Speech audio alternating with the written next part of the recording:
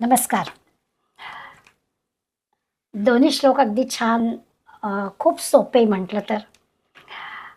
आपण मागच्या वेळेपासूनच पाहिलं, की एवढे 24 नाम महात्म्य सांगणारे श्लोक समर्थांनी आपल्याला शिकवले आणि मग त्याला जोडून आपल्याला चांगलं आचरण करता यावं, जे शिकवलं आहे ते प्रत्यक्ष कृतीत यावं, याची सुरुवात केली. तसे 3 श्लोक आपण मागच्या वेळेस पाहिले. अगदी सोप्या-सोप्या गोष्टी आणि म्हणून मी सुरुवात करताना असं म्हटलं होतं, की ज्याला एवढी नामाची सवय लागली आहे, त्या नाम घेणाऱ्याचं आचरण चांगलं होणारच. किंवा आपण असंही म्हटलं, की ज्याचं आचरण चांगलं असतं त्यालाच नाम घ्यावंसं वाटतं. त्यामुळे असे आपले साधक तयार झालेले आहेत. काहीतरी साधना करतायत, नाम घेतायत, काही ध्यान करतायत, काही चांगले ग्रंथ वाचतायत. असं सगळे साधक साधना करणारे, पण तरीही त्यांना आचरणाच्या गोष्टी समर्थ सांगतायत. बरं, त्याही अशा काही खूप मोठ्या कठीण अशा गोष्टी आचरायला नाही सांगत आहेत. अगदी साध्या-साध्या गोष्टी सांगतायत. आजच्या श्लोकात सुद्धा आपल्याला लक्षात येईल, की अगदी साध्या गोष्टी, जसं लहान मुलाला समजावून पण सांगतो ना, तर खरं तर समर्थांच्या समोर लहान मुलं होती 12, 14, 16 वर्षाची. आज असं नाही आहे, पण बनचुके असणाऱ्या तुम्हा आम्हाला सुद्धा कधी-कधी आपल्या आचरणाची आठवण करून द्यावी लागते, की खरंच श्रेयस आणि प्रेयस सांगून झालंय खरं, पण जे श्रेयस आहे तेच आपल्याला प्रेयस वाटतंय का? असा मनाला प्रश्न विचारावा लागतो. आणि मग भलतंच काहीतरी जर प्रिय वाटत असेल आणि ते जर आपल्याला श्रेयस्कर नसेल, तर आपल्याला ते सोडलं पाहिजे ना. तर अशा आजच्या 2 श्लोकांमधल्या सुद्धा अगदी सोप्या वाटणाऱ्या गोष्टी समर्थ सांगतात. कशासाठी सांगतात? तर मनाला शांत वाटावं म्हणून.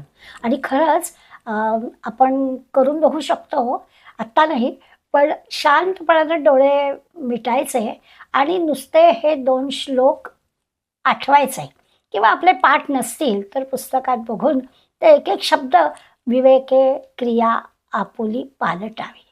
क्रिया पालटावी. पालटावी म्हणजे बदलावी. आता लगेच प्रश्न आला, की बदलावी याचा अर्थ काहीतरी चुकतंय आणि ते बदलायला सांगतायत आणि पुन्हा विवेकाने बदलायला सांगतायत. असं जर आपण चिंतन करायला लागलो, तर दिसणारे 2 अगदी सोपे वाटणारे श्लोक आपल्याला लक्षात येतात, की आपल्यात चुका दाखवल्या जातात. चांगल्या आचरणासाठी, चांगल्या वागणुकीसाठी आहे, बरोबर आहे. पण याचा अर्थ कुठेतरी आपलं गडबडत आहे. म्हणून एवढे 100 श्लोक झाल्यानंतर सुद्धा आचरणासंबंधी समर्थांना ह्या गोष्टी सांगाव्या लागतात. मग या का? तर आपल्याला प्रसन्न ठेवण्यासाठी, आपल्याला शांत ठेवण्यासाठी, आपल्याला आनंद मिळण्यासाठी काय काय करावं? काय उपाय योजावेत? कसं आचरण ठेवावं? याची यादी आज समर्थ आपल्याला देणार आहेत. एक म्हणजे काय आहे, तर क्रिया पालटावी कशासाठी? तर एक महत्त्वाची गोष्ट आहे, की आपण जे काही कृती करतोय, कर्म करतो आहे, चांगलं कर्म करतो आहे, काही साधना करतो आहे, तर याच्यासाठी आपल्या मनाची तयारी लागते ना. आणि ते मन तर आपलं चंचल आहे. आज करावंसं वाटतं, उद्या कंटाळा येतो. असं आपलं होतं. त्यामुळे त्या चंचल मनाला आवरण्यासाठी आपल्याला ते विवेके क्रिया आपुली पालटावी सांगतात. त्या 4 शब्दांमध्ये गृहीतच धरलेलं आहे, की त्या चंचल मनाला स्थिर करायचं आहे. ते जर स्थिर झालं नाही, तर ती क्रिया नियमितपणानं होणार नाही ना. म्हणून आपल्याला त्या मनाला आवर घालायला सांगतात. आपण आपल्याजवळ लगेच उत्तर असतं. अर्जुनाला सारख्याला सुद्धा तोही म्हणाला, की चंचल मी मन कृष्ण प्रमाथी बलवल दृढ. नाही बाबा, त्याला असं दृढ, घट्ट, एका जागी स्थिर करून नाही ठेवता येत. असं भगवंताला अर्जुनाने सुद्धा सांगितलं, तुमची आमची काय कथा? असं लगेच आपण म्हणू. पण तसं नाही. असं जरी असलं, तरीही अर्जुनाला पण ते जमलं पाहिजे असं भगवंत म्हणतोच आहे.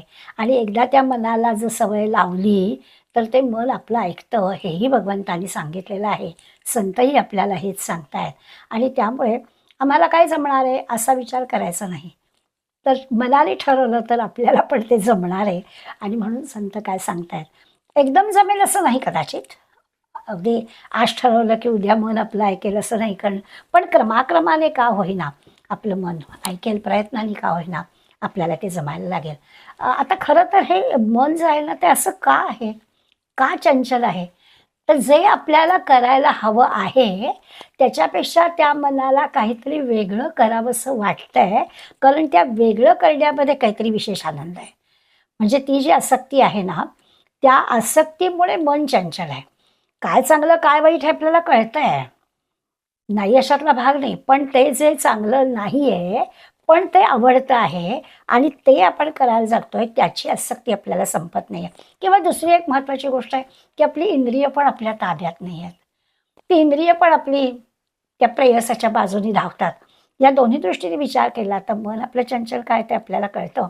या चंचल मनाला किंवा या इंद्रियांना अगदी अधिक स्वैर तरी बनवायचं नाही, एवढं तर आपण करू शकतो.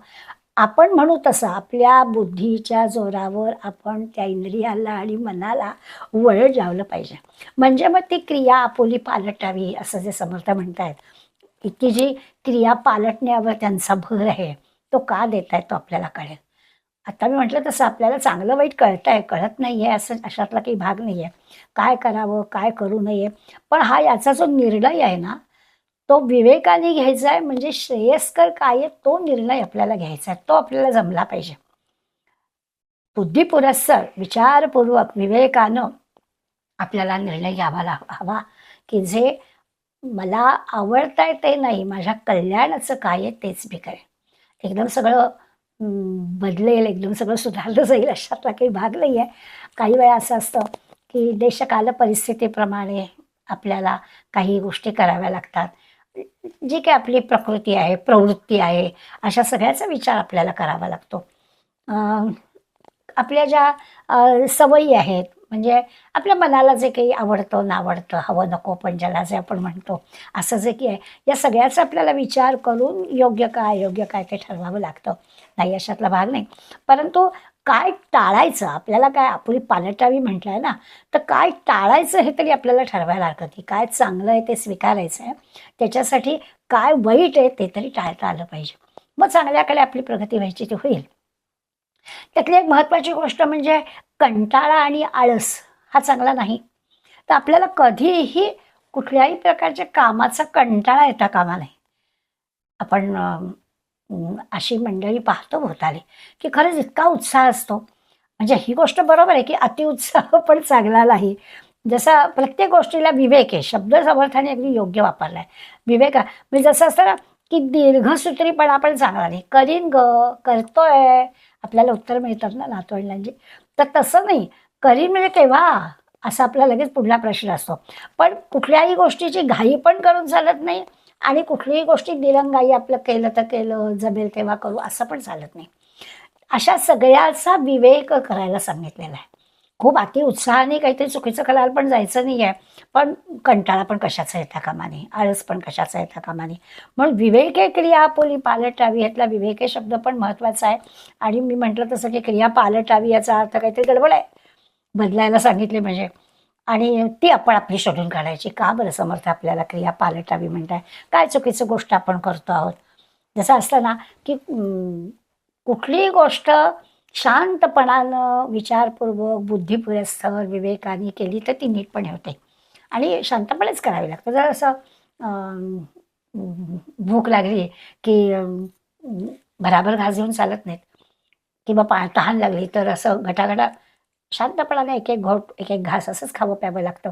काय करायचं, काय करायचं नाही, कसं करायचं, करायचं की नाही, हे सगळं जे की आहे ती भोवतालची परिस्थिती, एकूण आपली प्रवृत्ती, प्रकृती, वातावरण, होणारे परिणाम या सगळ्याचा म्हणजे की आपल्याला ह्या सगळ्याची असणारी गरज, या सगळ्या गोष्टी विचारात घेऊन आपल्याला ती कृती करायची असते. म्हणून त्यांनी विवेकानं असा शब्द वापरला आणि पालटावी म्हणजे सुधारावी. तर विवेकानं, बुद्धिपुरस्सर, आळस झटकून टाकून योग्य ती कृती आपण करावी, सुधारावी. पालटावी म्हणजे काय? सुधारावी. यापूर्वी करत होतो त्याच्यापेक्षा ती अधिक चांगली कशी होईल असा प्रयत्न करा. दासबोधात ना 3 प्रकारचे विवेक आपल्याला आपण ऐकलेले आहेत. सारासार विवेक, नित्यानित्य विवेक आणि आत्मानात्म विवेक. आता या विवेकाचं भान क्षणाक्षणाला ठेवायचं आहे. सार काय, असार काय, नित्य काय, अनित्य काय, आत्म्या काय, अनात्मा काय, दृश्य जग काय आहे आणि खरं सत्य काय आहे, दिसणारं काय आहे, नाशिवंत काय आहे आणि जे न दिसणारं आहे पण आहेच आहे ते काय आहे, ह्या सगळ्याचा विवेकाने विचार करावा. हे सगळं आपल्याला जे निवड आपण योग्य केलेली असेल तर ती आपल्याला भगवंताकडे नेणारी असते. म्हणून ती योग्य ती निवड करावी. माऊलींनी आपल्याला याबद्दल छान सांगितलंय. विधिते पाळीत निषेधाते गाळीत. विधिते विधिते म्हणजे शास्त्र सांगतं त्याप्रमाणे, सारासार विवेक जसा म्हटला ना तसं विधिते योग्य काय असेल ते, निषेधाते गाळीत मज देऊनी जाळीत कर्मफळे. कर्माचं फळ मला मिळायचं आहे, पण विधी निषेध पाहून मी काय कर्म करतो आहे त्याप्रमाणे भान ठेवून, प्रत्येक गोष्टीचं भान ठेवून आपण कर्म केलं पाहिजे. हा त्यातला खरा अर्थ. दुसरी ओळ म्हटलं अति आदरे शुद्ध क्रिया करावी. अति आदरे हां, म्हणजे मनापासून केलं तर केलं जसं असं नाही. एकतर अति आदर आणि शुद्ध क्रिया. शुद्ध क्रिया म्हणजे काय? शुद्ध क्रियेनं काय घडतं तर जर का आपण चांगली कृती केली ना तर आपली शक्ती वाया जाते, शक्तीचा संचय होतो. आपण चुकीचं काहीतरी करायला लागलं तर शक्ती वाया जाते. या दृष्टीने शुद्ध क्रिया म्हणजे काय तर शुद्ध क्रिया म्हणजे अगदी मनापासून करायची. अति आदरे आदराने मनापासून चांगली अशी क्रिया करायला सांगितली. आणि ज्या क्रियेमुळे आपली शक्ती वाया जात नाही आहे याचं भान आपल्याला राहिलं पाहिजे. आता व्यवहारातल्या उदाहरणाने आपल्याला लगेच लक्षात येतं की शुद्ध क्रिया कोणालाही त्रास होईल असं करू नये. आपल्या कृतीमुळे कोणाला त्रास होईल, कोणी लुबाडला जाईल, कोणी फसवला जाईल असं करू नये. मग ती शुद्ध क्रिया जाईल. व्यवहारामध्ये शुद्ध क्रिया, कोणाला मदत करायला होती ती शुद्ध क्रिया, कोणाला त्रास दे. आणि खरं सांगू का, कोणाला मदत करायला जायचं असेल ना तर त्याच्यासाठी काय फार मोठी आपल्याला नियोजन करावं लागतं. आपण पटकन मदतीचा हात पुढे करतो. त्या पटकन मदतीचं करण्यालाच ती मदत म्हटली जाते. पण कोणाला त्रास द्यायचा असेल तर फारच नियोजन करावं लागतं. त्यामुळे शुद्ध क्रिया आदरे मनापासून शुद्ध क्रिया करावी. स्वच्छ मदतीची क्रिया आहे. किंवा आपण आता साधक आहोत त्यामुळे आपण जी साधना करतोय ती सुद्धा निष्ठेनं प्रेमानं करा. काय आपण पूजापाठ करत असो, वाचन करत असो, पारायण करत असो, स्तोत्र म्हणत असो, अभ्यास करत असो, ते सुद्धा मनापासून निष्ठेनं प्रेमानं करावं. समजा काही आपण दानधर्म करत असो तर तो पण अत्यंत प्रामाणिकपणानं उदारपणानं करावा. ज्याला जे नेमकं हवं आहे ते आपल्याजवळ आहे तर ते उदारपण द्यावं. काही सामाजिक काम आपण करत असलो तर आपण त्याच्यामध्ये स्वार्थ ठेवू नये. निस्वार्थ पद्धतीने बुद्धीनं आपला कुठेतरी फोटो येईल, आपलं नाव घेतलं जाईल याच्यासाठी आपण सामाजिक काम करू नये. अशा प्रकारचं शुद्ध क्रिया करायची म्हणजे काय तर कुठल्याही क्रियेचा शुद्ध क्रिया करण्याच्या जी काही चौकट आहे ती आपण लक्षात ठेवायची. कुटुंबामध्ये आपण आपलं जे काही काम आहे ते अत्यंत कर्तव्य बुद्धीनं प्रेमानं करावं. ती शुद्ध क्रिया झाली. म्हणजे असं आहे ना की स्वाभिमान असायला हवा पण अहंकार असायला नको. बरोबर, ते काही काही गोष्टींची ना सीमा आपल्याला बरोबर कळली पाहिजे. म्हणजे मग आपल्याला आपल्या हिताचं काय आहे, आपलं श्रेयस्कर काय आहे, किंवा आता आपण म्हणतोय तसं की मनापासून किंवा शुद्ध क्रिया समर्थ म्हणतात म्हणजे काय आहे तर खरंच आहे. कोणावरही अन्याय करायचा नाही, बरोबर आहे, पण आपण अन्याय सोसायचा पण नाही. दोन्हीकडे आपलं हे पाहिजे. अन्याय आपल्यावर झाला तर तो सोसायचा पण नाही, पण आपण कोणावर अन्याय करायचा पण नाही. कोणाची निंदा आपण करायचीच नाही. आपली स्तुती व्हावी म्हणून सुद्धा कोणाकडे काही प्रयत्न करायचे नाही. आपल्या मनुष्य स्वभाव आहे ना, त्यामुळे कोणी आपल्याला काही चांगलं म्हटलं की लगेच आपल्याला बरं वाटतं, पण तीही अपेक्षा ठेवायची. आपल्या स्तुतीच्या अपेक्षेसाठी आपल्याला कुठलं कर्म करायचं नाही आहे. तर शुद्ध क्रिया करावी. तर त्याच्यामध्ये हे पडालं की आपला मोठेपणा, आपलं नावलौकिक, आपली स्तुती ह्याच्यासाठी कर्म करू नका. पण कोणाचं वाईट पण करू नका, कोणाची निंदा पण करू नका.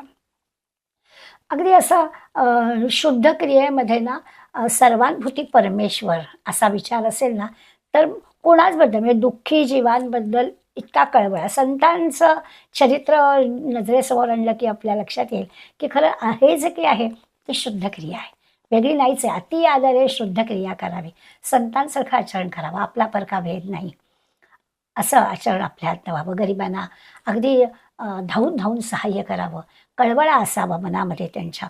आपण चुकीचं वर्तन करू नये दुसऱ्या. आणि हां, आपण तर करू नयेच, पण दुसरा समजा चुकला तरी आपण क्षमाशील असावं.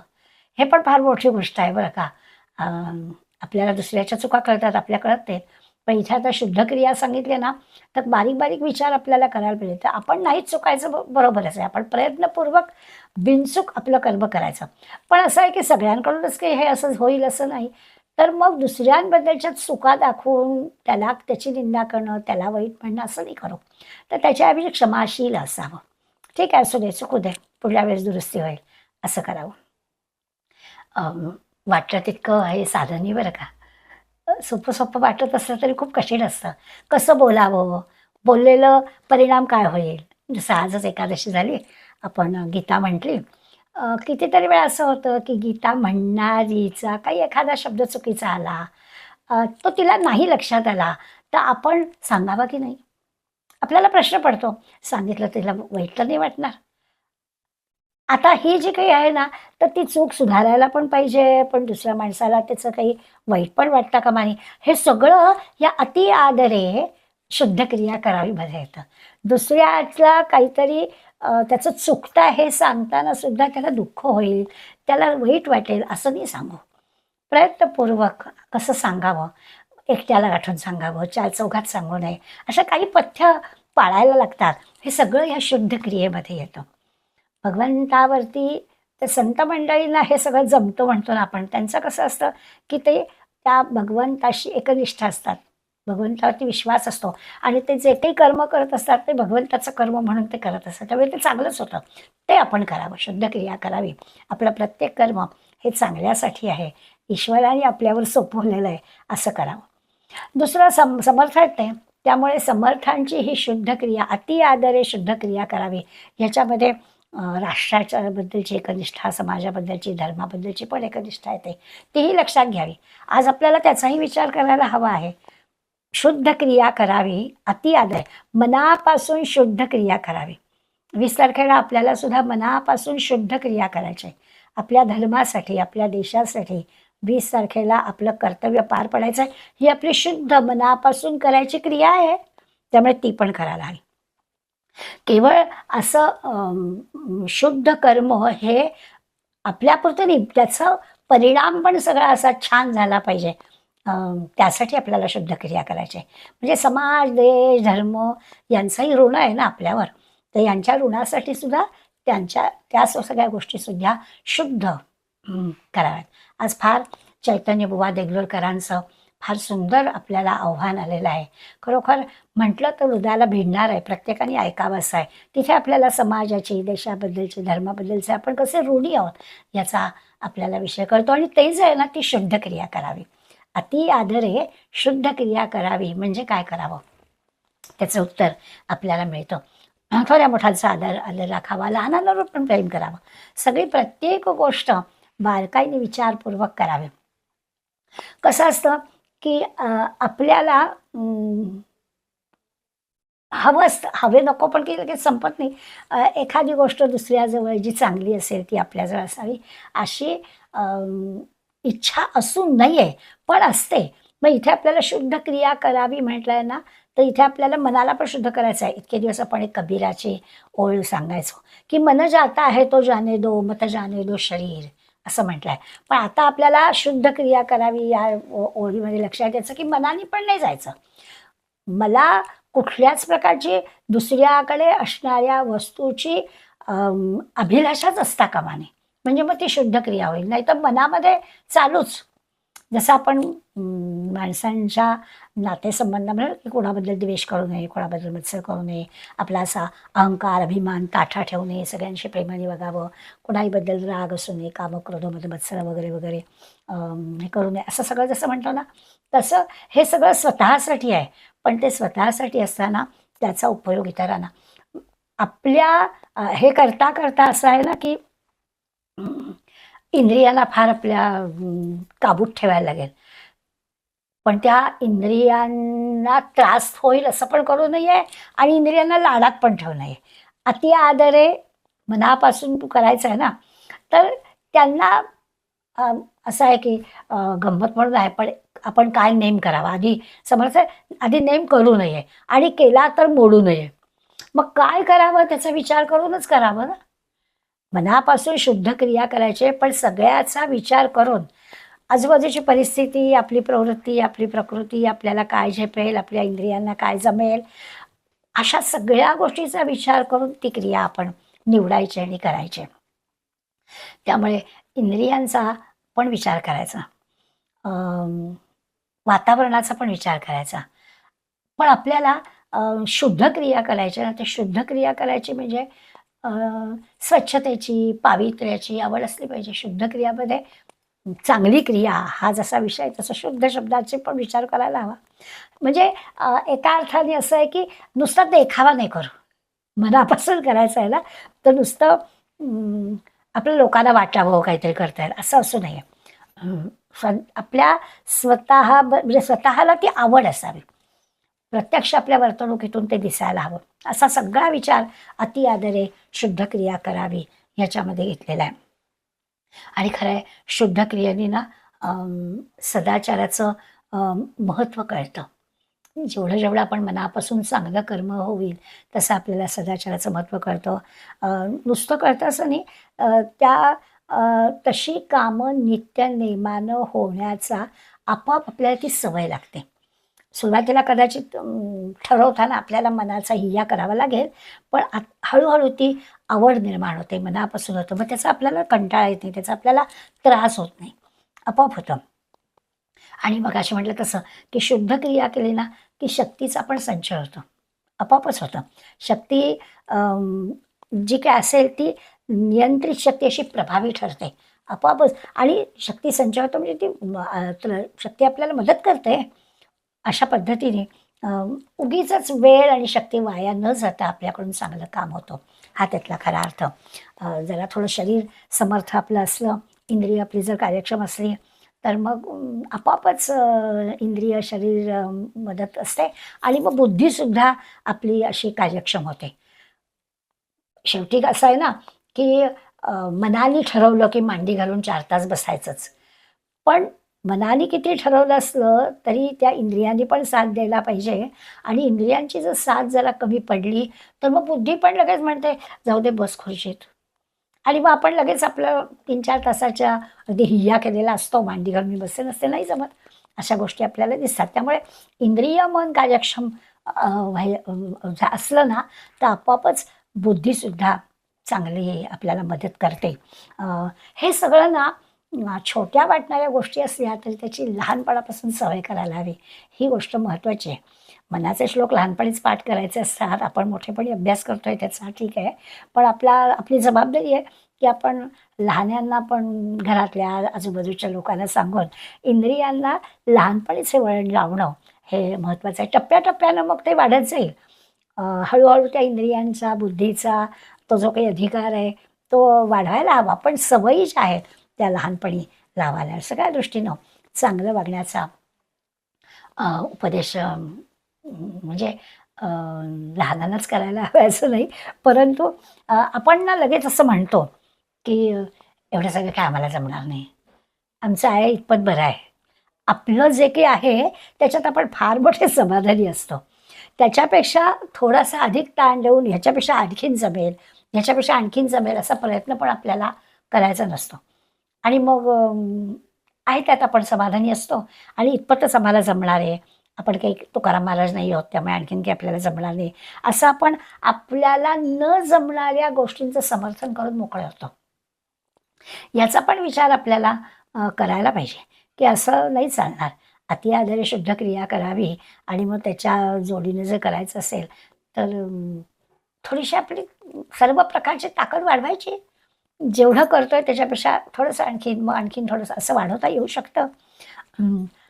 जर का असा प्रयत्न केला तर जमतं, जमणार नाही अशातला भाग नाही.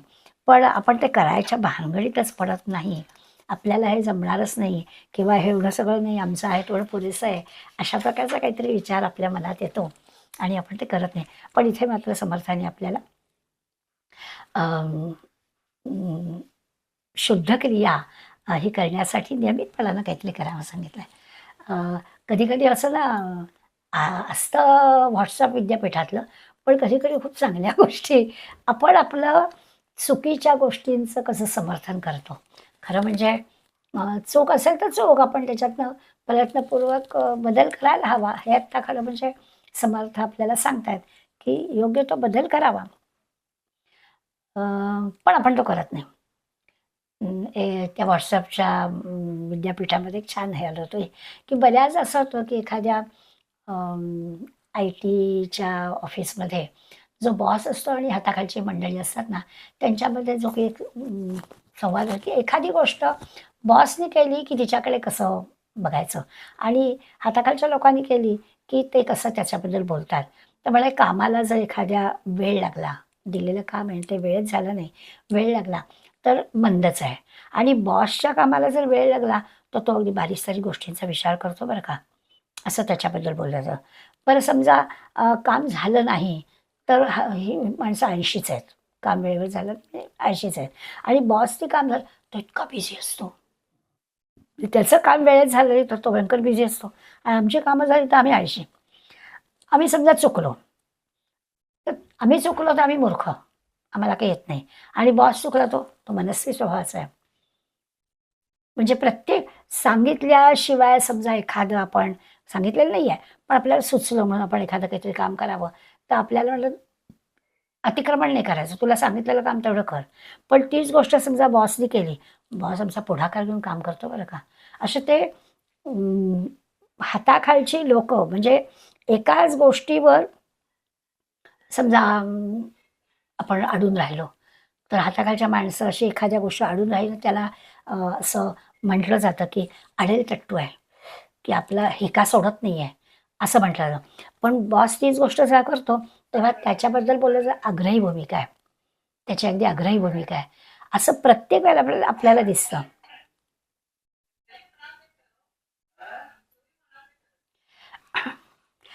अ,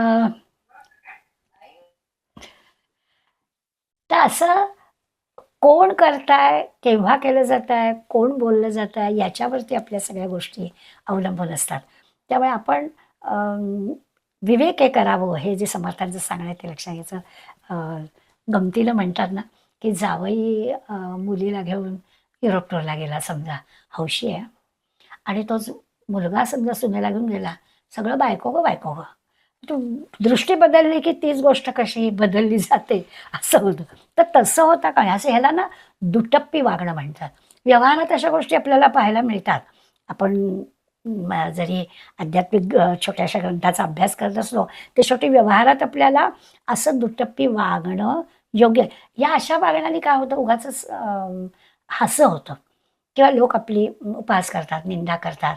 हिचं बघितलं काही प्रत्यक्षात काही नाही असं म्हटलं जातं. म्हणून पुढली जी ओळ आहे ना, "जनी बोलण्यासारिखे चाल बाबा" असं समर्थ म्हणतात. "तू जसं बोलतोयस ना, तसं वाग बरं का." समर्थांचं सांगणं आहे. आपलं काय होतं, आपलं मन तसं संवेदनशील आहे. त्यामुळे आपल्याला खरं म्हणजे चांगलं वाईट सगळं कळलेलं असतं आणि चांगलं वागण्याचा आपला तसं म्हटलं तर आग्रह असतो. नाही अशातला भाग नाही. पण आणि तसं झालं ना, तर आपलं जीवन उन्नत पण होतं. चांगलं वागणं म्हणजे काय चांगलं आहे ते कळणं आणि त्याप्रमाणे चांगलं आचरणात आणणं म्हणजे आपलं काम झालंच. पण तसं प्रत्येक वेळेला घडतं असं नाही आणि त्यामुळे मग गडबड होते. म्हणून समर्थ सांगतात, "जगी बोलण्यासारखे चाला बाबा." जे बोलतोयस ना, तसं कर बरं का. आणि प्रत्येकाने प्रयत्न केला आणि सन्मानगानं जायचं ठरवलं. हिताचं काय आहे आपल्या, तेच आपण करू असा निर्णय घेतला. असा प्रयत्न केला, प्रामाणिकपणानं प्रयत्न केला, तर खरंच उन्नत होणं काही अवघड नाही आहे. आपोआप आपली प्रगती होईल असं आपल्याला दिसेल. खरोखर माणसाजवळ अलौकिक सामर्थ्य आहे. माणसाने ठरवलं ना, तर काय वाटेल ते करेल. म्हणतात ना, "नरका नारायण हो जाए." आता नरका नारायण बन जाएगा बरोबर आहे. पण नरका नारायण बन जाएगा, नर करणी करेगा तेव्हा ना. काही करतच नसतो आम्ही तर कधी होणार? पण काहीतरी केलं तर माणसाजवळ सामर्थ्य आहे, माणसाचं बुद्धिमत्ता आहे. माणूस ठरवेल, म्हणेल ते करू शकतो. पण प्रामाणिकपणानं त्या दृष्टीने प्रयत्न चालले पाहिजेत. म्हणून "जनी बोलण्यासारखे चाल बापा" म्हटलंय.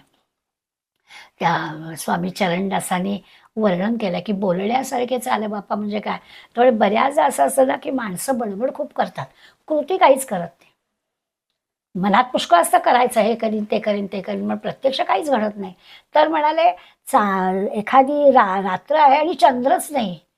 ती कशी असते अमावस्येची रात्र, काय उपयोग त्याचा? तसं म्हणाले असतं, नुसतंच बोलायचं, कृती काहीच नाही, तसं नाही उपयोगाचं. किंवा दुसरं त्यांनी एक उदाहरण दिलं आहे, की मनामध्ये काही धैर्य नाही, मनगटात काही बळ नाही, अशा माणसाला समजा तुम्ही हातात शस्त्र दिलं आणि त्याला शस्त्र देऊन समजा युद्धभूमीवर पाठवलं, उपयोग आहे का त्याचा काही? त्याच्या शरीरात पण ताकद नाही, त्याच्या अंतरंगात पण काही हिंमत नाही आणि मनगटात पण त्याच्या बळ नाही. असा माणूस त्या युद्धभूमीवर काय उपयोगाचा? तसं म्हणे आहे तो. बडबड नुसती करणारा आणि प्रत्यक्ष कृती न करणाऱ्या माणसाला चरणदास, स्वामी चरणदास वेगवेगळी उदाहरणं देऊन सांगितली, अशा माणसांचा काही उपयोग नाही. नुसते बडबड. मग ह्याच्यातून काय होतं? नुसतं दांभिकपणा वाटतो. हे ना नुसते वाचेवीर आहेत बरं का, नुसते बोलतात बरं का, असं म्हटलं जातं. आपण जे काही बोलतो आहोत, आव नाही आणायचं, कृती करून दाखवायची. संत बोलतात तसं वागतात, तसं माणसाने असलं पाहिजे. प्रामाणिकपणानं प्रयत्न केले पाहिजेत. आपोआप वर्तन बदल होईल. आपल्याला जे पालटी आहे ना, बदल व्हायचा आहे ना, चांगला बदल व्हायला हवा आहे ना, तो नक्की होईल. अजून एक गोष्ट ह्याच श्लोकामध्ये 4थ्या ओळीत सांगतात, त्याच्यासाठी काय करायला पाहिजे? म्हणजे हे तर झालं, बोललं जसं बोलतोय तसं केलं पाहिजे, अति आदराने मनापासून सगळ्या गोष्टी केल्या पाहिजेत, आपोआपच विवेकाने केलं की पालटण होईल, हे सगळं झालं. पण 4थ्या ओळीमध्ये आणखीन एक विशेष गोष्ट सांगितली, की काय कर, तर कल्पना सोडी. कसली कल्पना सोडी? मना कल्पना सोडी संसार तापा. आधी एक तर कल्पना सोडायची आणि संसार तापा पण सोडी. संसार तापा कल्पना सोडी, दोन्ही गोष्टी सोडायच्या, म्हणजे कल्पनांचा त्याग करायचा. आपण फार कल्पनांमध्ये रमणारी मंडळी असतो आणि संसार तापापासून पण मुक्त व्हायचं आहे, दोन्ही गोष्टी सोडायच्या आहेत.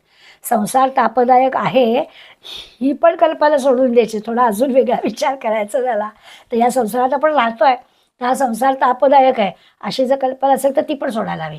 ह्या संसारात राहूनच आपल्याला या गोष्टी अति आदरे करायचे आहेत, विवेकाने करायचे आहेत, प्रामाणिकपणे करायचे आहेत, पार्टीचे आपलं कर्म कृती पालटायचे, उन्नत व्हायचं आहे, हे सगळं करायचं असेल तर आपल्याला या संसारात राहूनच करायचं आहे. पण कल्पनेमध्ये रमायचं नाही आहे.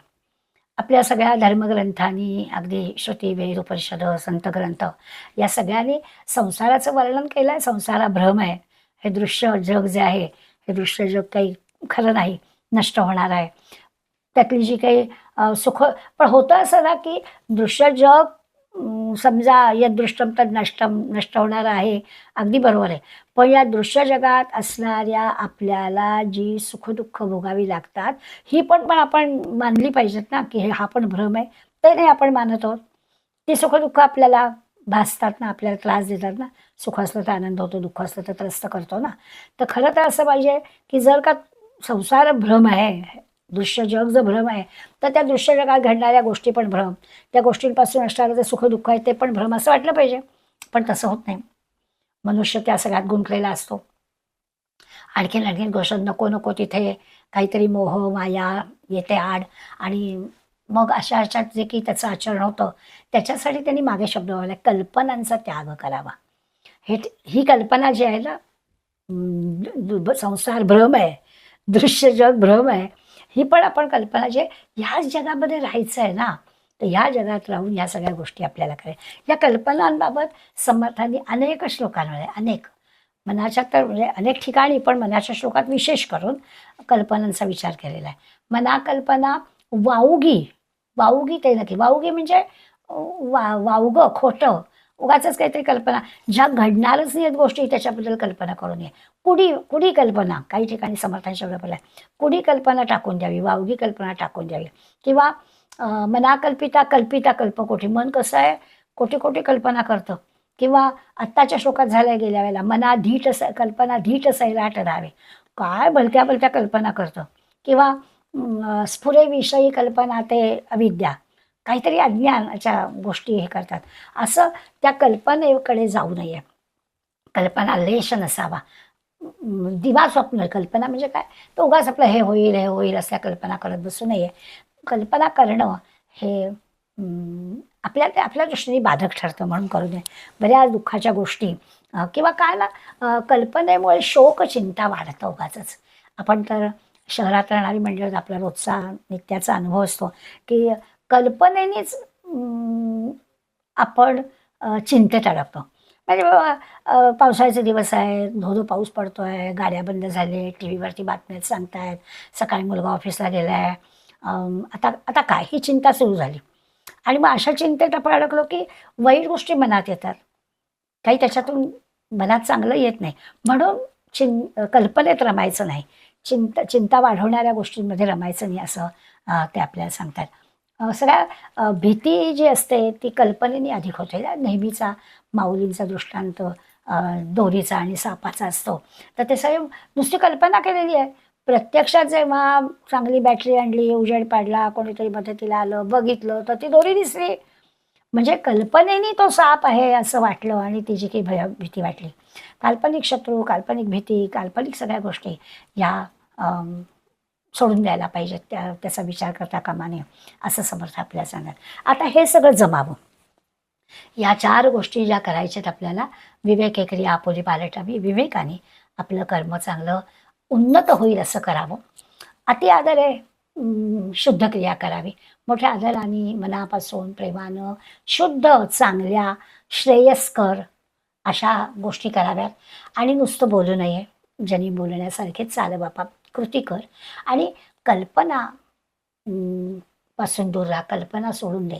संसार हे भ्रम आहे, ही सुद्धा कल्पना सोडून दे. कारण या संसारातच आपल्याला राहून या सगळ्या गोष्टी, संसार ताप आहे, पण त्यात त्रस्त होण्याकडे न जाता त्याच्यात आपल्याला आनंद कसा घेता येईल हा प्रयत्न करावा. असा सगळा विचार आपल्याला सांगितला. आता हे सगळं साधकाला जमावं. जमलं पाहिजे ना. त्याच्यासाठी काही आणखीन सोप्या सोप्या वाटणाऱ्या गोष्टी पण नित्यनेमाने कराव्यात. अशा पुढल्या श्लोकामध्ये म्हणतात, बरी स्नान संध्या करी एकनिष्ठा. बरी, आता बरी शब्द असला ना तरी तो बरी म्हणजे जमलं तर बरं अशा अर्थाने नाही, चांगलं अशा अर्थाने. बरी स्नान संध्या करी एकनिष्ठा, विवेके मना आवरी स्थानभ्रष्टा. आणि मग दुसऱ्या 2 वेळे, पहिल्या 2 वेळेमध्ये ठीक आहे स्नानसंध्या आपण त्याच्याबद्दलचा विचार करू. अगदी निष्ठेनं, नित्यानं, नियमानं स्नानसंध्या. आणि स्नानसंध्या म्हणजे म्हणायला त्यांनी एक उदाहरण म्हणून स्नानसंध्या म्हणताय, जे की आपण दैनंदिन आपल्या गोष्टी असतील त्या नीटपणाने कराव्यात असं म्हणताय. आणि स्थानभ्रष्ट होणाऱ्या मनाला विवेकानं आवरावं. ठीक आहे. पण नंतरच्या 2 ओळी ज्या आहेत त्या मात्र अशा, दया सर्वभूती जया मानवाला. हे पहिल्या 2 ओळीतलं केलं ना की पुढल्या 2 ओळी पण जमणार आहेत. जर का आपण नित्यनियमानं आपल्या गोष्टी केल्या, नित्यनियमानं साधना केली, साध्या साध्या वाटणाऱ्या गोष्टी नित्यनियमाने केल्या, त्या मनाला स्थानभ्रष्ट होऊ दिलं नाही, तर दया सर्वभूती जया मानवाला. आणि ज्या माणसाच्या मनामध्ये सर्वांबद्दल दयाभाव असतो, सदा प्रेमळू भक्तिभावे निवाला. आणि तसा तो असा अत्यंत दयावंत असणारा, प्रेमळ असणारा या मानवाला जी आपण सुरुवात केली की ह्या सगळं आचरण कशासाठी, तर आपल्याला आनंद, शांती, समाधान मिळावं यासाठी. आता या 4 ओळीमध्ये समर्थ आपल्याला स्नानसंध्या वगैरे करायला सांगली. काय आहे तर याचा अर्थ नित्यकर्म. स्नानसंध्या म्हणजे नित्यकर्म अगदी एकनिष्ठेनं करावं. उरकून नाही टाकायचं. उरकून टाकण्याची गोष्ट नाही, कसं तरी नाही करायचं. अगदी नीटपणानं, म्हणजे जसं असतं स्वच्छतेकरता स्नान हे ठीक आहे, पण शुद्धतेकरता संध्या. शरीराच्या स्वच्छतेकरता स्नान करायचं आहे आणि अंतःकरणाच्या शुद्धतेसाठी संध्या करायची आहे. हा क्रम आहे. एक शरीराकरता आहे, एक मनाकरता आहे. शरीराकरता स्नान करायचंच आहे, ती शुद्धता शरीराची होणारच आहे, नित्याने करायचं आहे. आणि संध्या करायची ती मनासाठी करायची. आणि मग अशा ह्याच्यामध्ये दोन्ही आहे. स्वच्छतेची जशी जाणीव म्हणजे व्यवहारामध्ये ती जशी आवश्यक गोष्ट आहे आणि आपण सगळ्या गोष्टी करतो. स्नानसंध्या हे वानगी म्हणून वापरलेला शब्द आहे. सगळ्याच गोष्टी, आपलं घर स्वच्छ ठेवणं, आपला परिसर स्वच्छ ठेवणं, कपडे स्वच्छ ठेवणं, भांडी स्वच्छ ठेवणं, स्वयंपाक करताना भाजीपाला स्वच्छ धुवून घेणं, किती किती गोष्टी, ह्या सगळ्या शुद्ध, स्वच्छ, नियमितपणानं हे सगळं आपण करतोच. त्यामुळे बरी स्नानसंध्या करी एकनिष्ठा, याच्यामध्ये केवळ स्नानसंध्या म्हणून नाही, तर नित्याची जी आपली सगळी कर्म आहेत ती सगळी छानच करावीत. इथला बरा शब्द जो वापरला आहे तो अगदी साधा नाही म्हणायचा, छानच, अगदी उत्तम पद्धतीनंच तो करावा असं आपल्याला ते सांगतात. आता तरी संध्या शब्द वापरला असला तरी कदाचित समर्थांनी अगदी विचारपूर्वकच तो शब्द वापरला असेल. कारण रूढी परंपरा म्हणून संध्या करणारी काही मंडळी असतात, आजही असतात. आणि मधल्या काही एक 15-25 एक वर्षापूर्वीपासून बायकांनी पण संध्या करायला काहीच हरकत नाही असं एक निघालं. आणि नित्याने संध्या करणाऱ्या पौरोहित्य करणाऱ्या स्त्रियांचा तो एक नित्य नियमच आहे. त्यामुळे रोज संध्या करणाऱ्या स्त्रिया पण आहेत. तर संध्याकाळ एक रूढी परंपरा म्हणून संध्या करणाऱ्या असतात. किंवा आता मुंज झाली आहे तर अरे संध्या तरी कर म्हणून मग धाक म्हणून तरी आजोबा सांगतायत, बाबा सांगतायत म्हणून धाक म्हणून संध्या करणारे असे पण काही मंडळी असतील. की बरोबर आहे, काही मुलांना ते काही हवं असलं नाही, आपलं 3 वेळा आचमन करायचं, 24 नावं घालायची की झाले, असं निदान थोडासा नियम, पण धाक म्हणून. संध्या शब्द वापरलाय तर संध्या करणारी मंडळी सुद्धा काय काय पद्धतीने करत असतील, तर एक रूढी परंपरा म्हणून किंवा धाक म्हणून किंवा खरंच मनापासून रोज वर्षोनवर्ष संध्या करणारी मंडळी असतातच. त्यामुळे हे जे काही देवकार्य किंवा हे जे नित्यकर्म हे करणारी म्हणून करत असतील.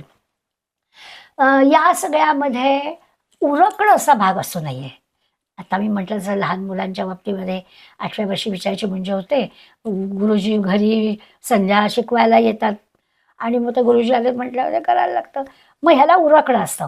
पण नंतरच्या बाकीच्या मंडळींना मात्र समर्थांनी स्नान संध्या करी हे कनिष्ठा असं म्हटलेलं आहे. इथे उरकायचा विषय नाही आहे अगदी. आणि हे स्नानसंध्येबद्दलच काय, सर्व बाबतीमध्ये आपण धार्मिक वाचनं करत असो, स्तोत्र म्हणत असो, एखाद्या ग्रंथाचं पारायण करत असो, काही उपासना करत असो, मंदिरात जात असो, जे काही आपण करतो त्या सगळ्या गोष्टी उरकण्याच्या ह्याच्यात करायच्या नाहीत. शांतपणानं मनापासून करायच्या.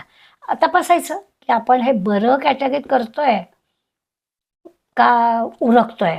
तर समर्थांना बरी स्नानसंध्या, चांगली स्नानसंध्या करूया. ही सगळी जी काही आपण उपासना करतो आहोत ती सगळी उत्तमातली उत्तमच करावी आणि अशी अपेक्षा त्यांची आहे.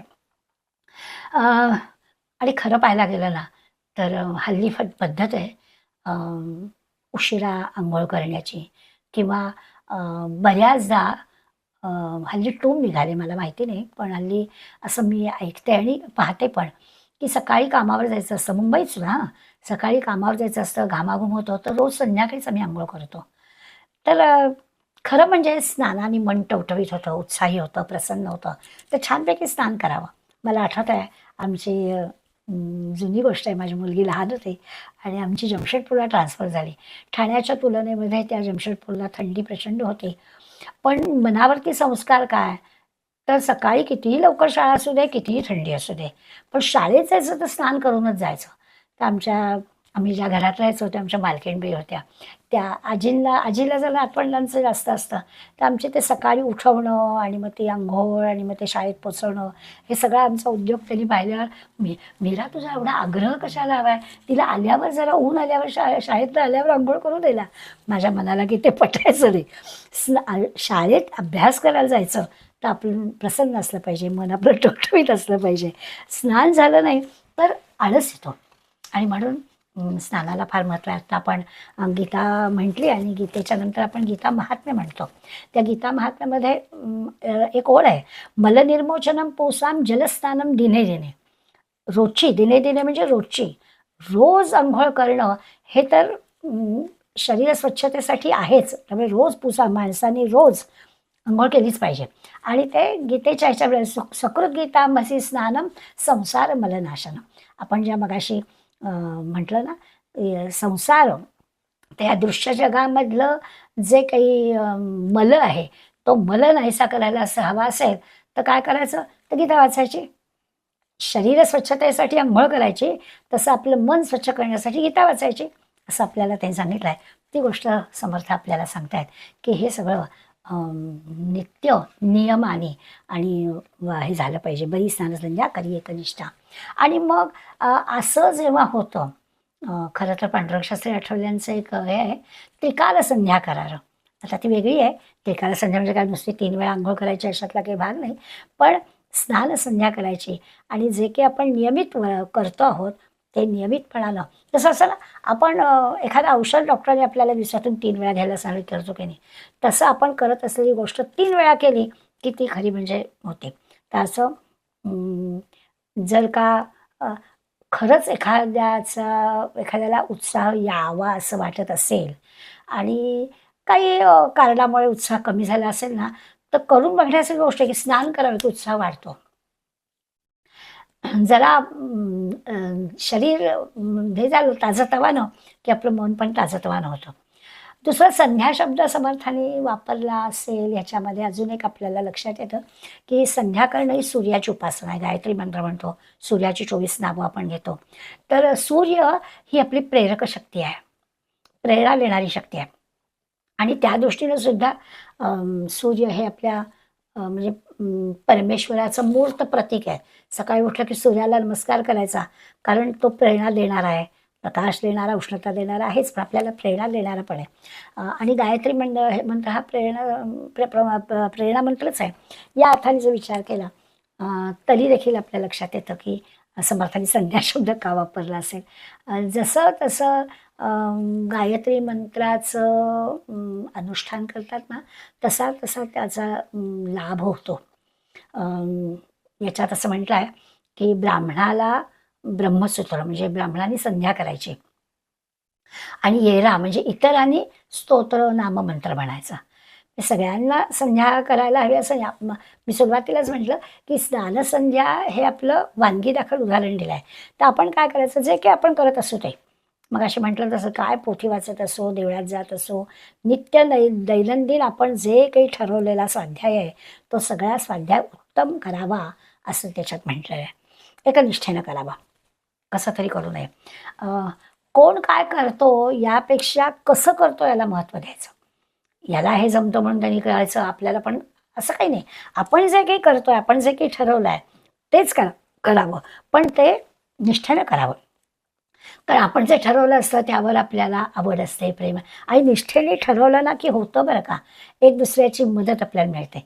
आपलं खरं कौतुक सांगू नये, पण आम्ही करोना काळामध्ये आमच्या एका जवळच्या मैत्रिणींनी मी दर सोमवारी ऑनलाईन आपण रुद्र म्हणायचं ठरवलं आणि ते इतकं नियमितपणानं होत आहे की आपोआपच रविवारी उद्या सोमवार आहे, आपल्याला रुद्र म्हणायचं आहे असं एक दुसऱ्याच्या आईने एखादी गोष्ट ठरवली तर ती नियमाने एकनिष्ठेने होते आणि त्याचा उपयोग आपल्याला होतो. तसं करावं. त्या करण्यामागे आपली आवड असली, प्रेम असली तर ते आपोआपच होतं. मनापासून करावं, लक्षपूर्वक ते करावं. ज्याच्यात जी काही आपली उणीव असेल, त्रुटी असेल ती आपली आपोआपच भरून निघेल. सावधपणे करावं. हे असं एकनिष्ठेनं शब्द वापरला आहे त्यांनी, एकनिष्ठेनं करावं. आता एकनिष्ठेनं करावं, आपण करतोही, करत नाही अशातला भाग नाही. परंतु सुरुवात करताना म्हटलं ना की केव्हा कंटाळा येईल, आळस येईल, अनियमितपणा येईल याचा काही भरोसा नाही. या श्लोकाचं निरूपण वरदानंद भारतींनी मनोबोध या पुस्तकात केलं आहे. तेव्हा त्यांनी म्हटलं की काय होतं की आपण ठरवलेलं असतं, करतो, पण कधी कधी ना समजा आपण जपाला बसलोय, ध्यानाला बसलोय, काही वाचायला बसलोय, पारायण करतो, दशमी एकादशी द्वादशी आपण कित्येक वर्ष कित्येकांचा गजानन विजय वाचण्याची सवय आपण लावून घेतलेली आहे. कितीतरी उपासना केंद्रात आपले लोक आहेत. आणि मग एक दिवस एखाद दिवशी असं होतं, अहो आज ना मी वाचत होते पण मला डोलकी चली बाई. मग आपल्यालाच थोडंसं असं हे वाटतं की हे काय, हे काही बरोबर नाही. पण असं आहे ना, त्याच्याबद्दल आपण असं समजा झालं तर त्याच्याबद्दल आपण पुन्हा वाचावं. असं घडलं तर आपण काही ते मनाला आपल्या स्वतःला दोष देण्याचं कारण नाही. कीर्तन प्रवचनामध्ये किंवा अशा वाचनामध्ये डुलकी येणं वरदानंद भारतीने सांगितलं आहे की ती चांगली गोष्ट आहे. जर आपल्याला आधार वाटला ना की मोठ्या मंडळीने आपल्याला आपली जी काही चूक आहे ती चूक नाही आहे असं सांगितलं की बरं वाटतं. ते म्हणाले की असं होतं की बरोबर आहे, त्या कुंभकर्ण मारला गेला आणि मग कुंभकर्णाची बायकोचं काय, ती कुंभकर्णाची बायको म्हणजे निद्रा.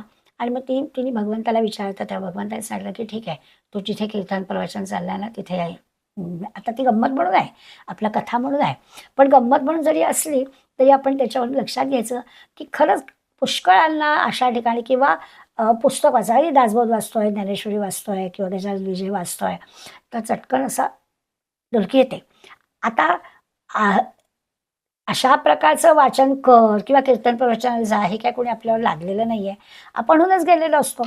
आपल्याला थोडा त्रास सहन करून आपण तिथे गेलेलो असतो, पण तरीसुद्धा एक वेळ अंथरुणावर पडल्या पडल्या झोप येणार नाही, पण अशा ठिकाणी गेलं की डोळे मिटतात. असं अनेकांचा अनुभव आपल्याला असतो. आता हे चांगलं नाही आहे, अगदी बरोबर आहे. डुलकी येणं ही गोष्ट काही चांगली नाही आहे. पण डुलकी येणं ही नकळत होणारी गोष्ट आहे ना, अगतिकपणाने होणारी गोष्ट आहे ना. मग झोप येणाऱ्या माणसाकडे पाहून, ती जी डुलकी घेणारा माणूस असतो ना, त्याच्याकडे पाहून जो जागा आहे तो हसतो किंवा तो दुसऱ्याचं लक्ष त्याच्याकडे वेधून घेतो. आता हे जे काही आहे ना, म्हणजे त्याचंही कीर्तनात लक्ष नाहीच आहे ना, त्याचंही प्रवचनात किंवा त्याचंही वाचनात लक्ष नाही आहे ना. त्यामुळे काय होतं, खरा सावध कोण आहे, तो तो डुलकी घेणाराच सावध आहे असं म्हणायला हवं. पण निदान तो दांभिकपणा करत नाहीये. त्याला विचारायला ठीक आहे, अनावर झालाय म्हणून झालाय. तर असं आपल्याला दिसतं. सगळीकडे असं होतं. तर ते होणं ह्याच्यात काहीच चुकीचं नाहीये. आपल्याला त्याच्यात सुधारणा करता येते. अगदी पोथी वाचन, स्तोत्र वाचन सगळं चांगलं करावं. बरे म्हटलं ना शब्द वापरला ना, चांगलं करावं. पण असं काही झालं तर त्याचं काही लगेच अगदी त्याचा दोष मानू नये, असा पण विचार लक्षात घ्यायचा आहे. निष्ठेनं केलं की आपोआपच होतं. प्रेमभारानं, निष्ठेनं, मनापासून. आता हा सगळा ना आपल्यासाठीचाच मार्ग आहे. हे काही त्याच्यातून दुसऱ्या कोणाला काही फायदा नाही आहे. आपल्यासाठीच हे सगळं करायचं आहे. जर का हे सगळं आपण केलं, भला भला मार्ग हे केला, तर चांगलंच होईल. पण या पहिल्या 2 ओळीमध्ये सांगितलेल्या गोष्टी म्हटलं तर साध्या. स्नान संध्या करी एकनिष्ठा, विवेके मना आवरी स्थानभ्रष्टा. त्या मनाला आवरायचं आहे ना. आत्ता झोपेचं उदाहरण देऊन सांगितलं की त्या मनाला आवरायचं आहे. असं झालं तरी त्याच्यामध्ये काही फार हे करायचं आहे. आता थोडा प्रयत्न असा करायचा की आपले इंद्रिय, हात, डोळे या सगळ्याला थोडीशी सवय लावायला पाहिजे. त्या कबीराचा दोहा आपण नेहमी सांगतो की माला तो करमे फिरे, जिभे पे जिभ फिरे मुखमाई. तोंडाने रामनाम पण चालू आहे, हातात माळ पण आहे, पण मनवा तो दश दिशा फिरे. पण मन, म्हणून त्यांनी म्हटलंय त्याला स्थानभ्रष्ट होऊन कसं आवरा. ते मन जातं फिरायला. जिभेने चालू आहे, हाताने माळ चालू आहे, पण मन फिरत आहे. असं आहे की मनाची, बुद्धीची जी पातळी आहे ना, ती जरा सूक्ष्म आहे, ती वरची आहे. त्यामुळे हात, डोळे, जीभ हे सगळं म्हटलं तर इंद्रिय स्थूल आहेत. पण त्या सगळ्यांना जर का कार्यरत ठेवायचं असेल, तरी त्या स्थानभ्रष्ट होणाऱ्या मनाला आपण एकनिष्ठ केलं पाहिजे. मनबुद्धीला जर एकाग्र केलं तर मग काही अवघड नाही आहे. हे तर मंडळी करतीलच. जिव्हा आणि हात हे काही काही करणार नाहीत. त्याच्या मागे असणारी जी मनबुद्धी असली आपोआप होईल. म्हणून विवेके मना आवरी स्थानभ्रष्टा म्हटलं आहे. विवेकाने मनाला स्थानभ्रष्ट होण्यापासून आवरावं. इकडे तिकडे फिरू देऊ नये. मनाला गोडी वाटेल असं सगळं करावं. मन रमलं पाहिजे, मनाला स्थिर करता आलं पाहिजे. पण नुसतं करायचं नाही आहे. म्हणजे जसं थोडी थोडी प्रगती दिसली पाहिजे. मनाला आपण स्थिर करू शकतोय, बालक वर्गातून पुढल्या इयत्तेत जाता आलं पाहिजे. नाहीतर आपलं आम्ही रोज त्याच इयत्तेत असं नाही चालणार. आपल्याला पुन्हा पुन्हा ते मन स्थानभ्रष्ट होऊ द्यायचं नाही. त्याला प्रगतीकडे वाटचाल केली पाहिजे. विवेकानं आवरून पुन्हा पुन्हा पुन्हा पुन्हा मार्गावर त्याला आणावं लागतंय. तिथे त्याला स्थिर करण्याचा प्रयत्न केला पाहिजे. कंटाळा नाही करायचा, त्याला वळण लावायचं आहे. आणि जसं असतं ना की एखाद्या कलेमध्ये जर आपल्याला प्रगती गायक असतो, त्या गायकाला रोज रियाज करावा लागतो, रोज रियाज करायला लागतो. कंटाळा करून चालत नाही त्याला. कंटाळा केल्यानंतर त्याची प्रगती होणार नाही. कधी कधी तर मला तर असं वाटतं की कधी कधी आपणच आपल्याला कठोरपणानं, कर्मठपणा म्हटला तरी चालेल, त्या कर्मठपणानं आपण नियम घालून घ्यावेत स्वतःला. तर ते मन आपलं असं स्थानभ्रष्ट होणार नाही. आपण असं सैल नाही सोडायचं मनाला, थोडंसं कठोरपणाने असं जर केलं तर म्हणजे ना काहीही चालतं असं नाही करायचं. असंच असलं पाहिजे, असं थोडं कर्मठपणा दाखवला तर ते मन स्थानभ्रष्ट होणार नाही. आणि एकदा गोडी लागली की त्या मनाला पण, तो मनाचा गुणच आहे की गोडी लागली की ते त्याच्यात तिकडे रमतं. त्यामुळे तसं करावं. श्रवण, मनन, निधिध्यास जी काही आपण करतोय ती सगळी एकाग्रतेनं, एकनिष्ठेनं करावं. मन हे साधन आहे, त्या साधनाचा चांगला वापर करावा. त्या मनाला आवडण्याचा मार्ग पुढल्या ओळीमध्ये समर्थ आपल्याला सांगतात की अशा त्याला स्थानभ्रष्ट होऊ द्यायचं नाही ना, त्याला आवरून ठेवायचं आहे. मग काय करायचं? दया सर्वभूती जया मानवाला. पुढल्या वळीमध्ये दया सर्वभूती काय असायला हवं तर ते प्रसन्न असं मन सगळ्या भूतमात्रांच्या बद्दल त्याच्या अंतःकरणात दया असली पाहिजे. कुणी अडचणीत असला तर पटकन धावून जाऊन मदत करणार असलं पाहिजे. माझा हा परका हा भेदभाव मनात असता कामा नये. भेदाभेद अमंगळ असं महाराज तुकाराम महाराज म्हणतात, तसं असलं पाहिजे. सर्व भूत प्राणीमात्रांबद्दल दया वाटली पाहिजे. त्या याचं युधिष्ठिराबद्दल सांगतात की खरं तर दुर्योधनाला म्हणजे असं झालं, तो गंधर्वानी हे केलं होतं ना, पकडून नेलं होतं ना. तर दुर्योधनाला पकडून नेल्यानंतर भीमाला आनंद वाटला होता की त्याला बरी शिक्षा झाली.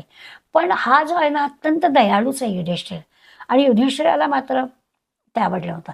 म्हणजे शत्रू जरी असला तरी शत्रूविषयी सुद्धा दया. आता हे आपलं धर्मराज युधिष्ठिराचं म्हणून उदाहरण घ्यायचं. आपल्याला मात्र समर्थाने विवेक आहे, आपण विवेकानं कोणावरती दया दाखवायची आणि कोणावर नाही हे लक्षात घ्यायचं. आता सध्या आपण ज्या एकंदर वातावरणामध्ये आहोत आणि येत्या 8 दिवसामध्ये आपलं फार मोठं भविष्य ठरायचं आहे, तर त्या दृष्टीने विवेके आणि दया ह्या गोष्टी लक्षात ठेवायच्या. विवेकाने काय करायचं ते लक्षात घ्यायचं आहे. कुणावरही दया दाखवायची नाही आहे. आत्ता कुणावरही दया दाखवली तर फार मोठं नुकसान आपलं होईल. तर ज्याच्या म्हणजे समर्थांनी आपल्याला असं म्हटलं की सर्वांबद्दल प्रेम असावी, भक्ती असावी, सर्वांबद्दल दया असावी. आपण आपला परका भेद न मानता सगळ्यांना मदत करावी. निष्काम बुद्धीनं दुसऱ्याच्या मदतीला धावून जावं, हे जरूर करावं. आणि हे कशासाठी तर दया सदा प्रेमळू भक्ती भावे निवाळा. ह्या ज्या पहिल्या 2 ओळीमध्ये सगळं जमायला हवं आहे ना, त्याच्यासाठी सगळ्यांबद्दल दया असायला हवी ना. आणि असं जर सदा नेहमी प्रेमानं भक्तिभावानं जर का आपण वागलो, असं एकमेकांना मदत केली, असं जर आचरण आपलं ठेवलं गेलं, तर आपण सुरुवात जी करताना झालं ना, शांतीचा, एक आनंदाचा, समाधानाचा आपण अनुभव घेऊ शकतो. आचरण का हे सगळं करायचं आहे तर आपल्या शांती समाधानासाठी, आनंदासाठी हे आचरण आपल्याला करायचं आहे. असे म्हटलं तर 2 श्लोकामध्ये अगदी सोप्या वाटणाऱ्या गोष्टी सांगितल्या आहेत. पण त्या सांगता सांगता आपल्याला 3-4 शब्द मात्र अगदी थोडेसे रागावूनच सांगितलेले आहेत की प्रत्येक गोष्ट विवेकाने करायला सांगितलं. मन स्थानभ्रष्ट होत आहे, त्या मनाला स्थानभ्रष्ट होऊ द्यायचं नाही म्हणून पण सांगितलं. आणि बोलण्यासारखी कृती करा पण सांगितलं. म्हणजे नेमकं आपल्या काय चुका होत आहेत ना, त्या चुका त्यांनी लक्षात घेऊन आपल्याला हे सगळं करायला सांगितलेलं आहे. असं जर आपण करू शकलो तर आपल्याला समर्थ जे विवेके क्रिया आपुली बदलावी, सुधारावी असं म्हणतात, ती नक्की सुधारली जाईल. असं आचरण आपलं व्हावं. आचरणाच्या आणखीन काही 2 श्लोकांचा अभ्यास आपल्याला करायचा आहे, तो आपण पुढल्या वेळेस करू. आज सुरुवातीला म्हटलं तसं की शांतपणानं डोळे मिटून हे 2 श्लोक जर आपण आठवले तर आपलंच आपल्याला, आपण ज्याला म्हणतो ना की स्वतःला आपण तपासावं, तर तसं तपासणं होतं. आणि आपल्याच काय उणिवा, त्रुटी, चुका काय असतात त्या आपल्याला कळतात. असतात छोट्या अशा खूप नसतात. आणि मग आपण त्या चुकांसाठी कसे चुकीनं आग्रही असतो ते आपल्याला कळलं की तो आपण आग्रह बाजूला करून जरा योग्य मार्गानं आपली प्रगती करून घेऊ, उन्नत होऊ, अशा प्रकारचा विचार या 2 श्लोकात समर्थाने आपल्याला सांगितला आहे. आज आपण इथेच थांबूया. पुढला विषय पुढल्या वेळेला घेऊया. धन्यवाद.